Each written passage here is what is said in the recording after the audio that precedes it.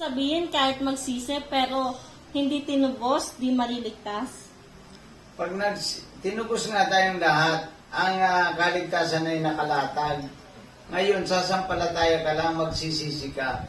Kasi mayroon Christian na mga tao na gustong maligtas. Papasok ako sa langit. Pero hindi naman siya nakakapasok. Hindi siya makakapasok kasi hindi naman siya nagsisisi. Tingnan natin, Christian, kung sino ang papasok sa langit. Pahayag chapter 21 verse 27. Tingnan natin kung sino-sino o ano ang required para pumasok ang tao sa langit. Sige, basa. Pahayag chapter 21 verse 27.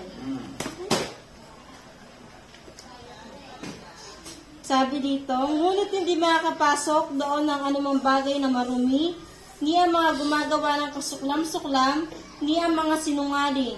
Ang mga tao lamang na ang pangalan ay nakasulat sa aklat ng buhay na iniingatan ng kordero ang makakapasok sa lungsod.